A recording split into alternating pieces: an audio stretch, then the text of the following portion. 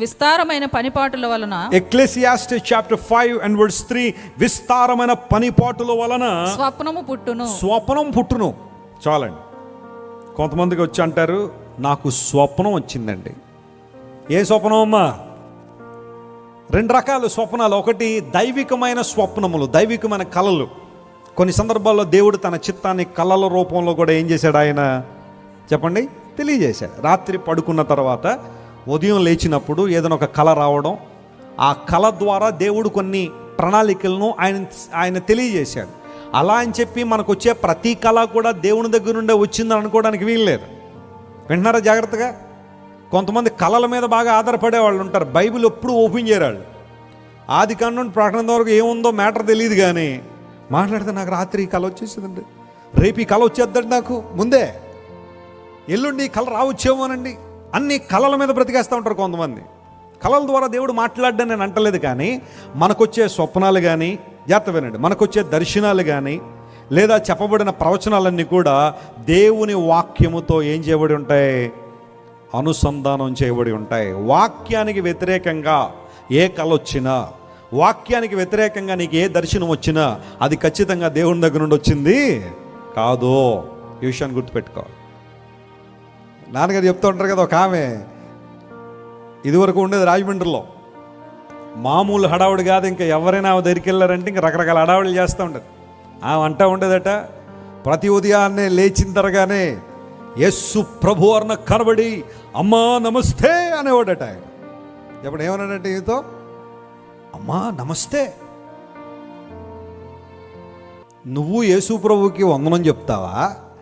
ఆయన వచ్చి నీకు నమస్తే, ఆయన నమస్తే చెప్పినట్టు ఉందా బైబిల్ ఎక్కడైనా? దేవుడు తన ప్రజలతోనూ భక్తులతోనూ శుభవచనము సెలవిచ్చుననే మాట ఉంది బైబిల్లో. That's okay. అంతేనా? ఈమంట మరి ఈమె దేశానికి ప్రెసిడెంట్, మరి అందులో బట్టి ప్రభు ఉదయాన్ని కనబడి అమ్మా నమస్తే అని చెప్పి వెళ్ళిపోతాడట. ప్రజల దగ్గర ఏదో ప్రయోజనాన్ని ఆశించి ఇలా చెప్పుకోవడం ద్వారా పబ్బం గడిపేసుకునే కొంతమంది ఉంటారు. జాగ్రత్త అలాంటి వారి విషయంలో.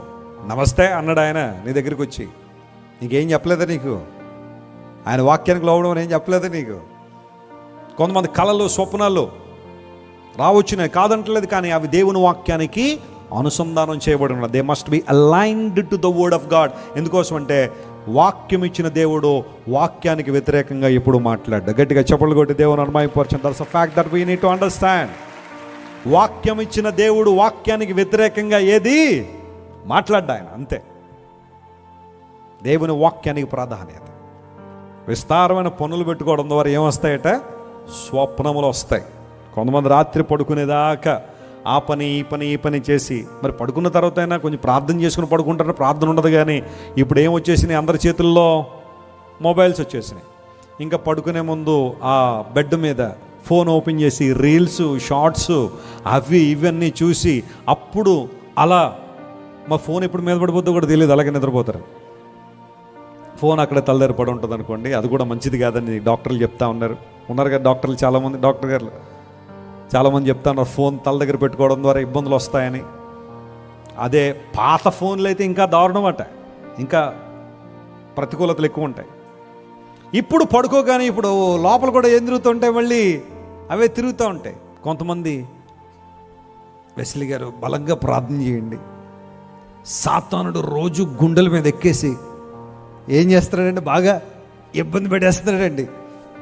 మరి నువ్వు ఫోన్లో చూడకుండా అన్నీ చూసి 12 గంటలకు ఫోన్ గుండెల మీద పెట్టుకుంటే మరి సాతాను కూర్చోపోతే ఎవరు వస్తారమ్మా నీ దగ్గరికి? తమ్ముడు ఏం చూసి పడుకున్నావు రాత్రులు? నువ్వు నీ ఫోన్ హిస్టరీ తీస్తే ఏముంటాయి దానిలో? ఏముండవు, ఎందుకంటే డిలీట్ చేసేస్తాం కదండి మేము ఫోన్ హిస్టరీ. నువ్వు ఏం చూసావు మొత్తం అన్నీ డిలీట్ చేసేస్తాడు కొంతమంది. చూడకుండా అన్నీ చూస్తూ ఉంటారు చాలామంది. రాత్రులు పడుకోగానే మధ్య మధ్యలో గట్టిగట్టిగా కేకలు, అరుపులు. కొంతమంది ఆ పిల్లలు పడుకోనేవరు, భార్యను పడుకోనేవరు, గట్టిగట్టిగా కేకలు వేసేసి ఇల్లంతా అడవిడి చేసేస్తుంటారు. వీళ్ళందరికీ నిద్రపోయిన తర్వాత మళ్ళీ ఆయన నిద్రపోతూ ఉంటాడు మంచిగా. విస్తారమైన పనులు మనిషికి స్వప్నాలు తీసుకొస్తాయి, ఇబ్బందికర పరిస్థితులు వస్తూ ఉన్నాయి. ఈరోజు నీ పని ఎలా ఉంది? దేవుని వాక్యం సెలవిస్తూ ఉంది, మీ పని విశ్వాసంతో కూడింది అయి ఉండాలి, కానీ మీ పని అర్థం లేని పనులు ఎప్పుడు చేయొద్దు, వ్యర్థమైన పనులు చేయొద్దు.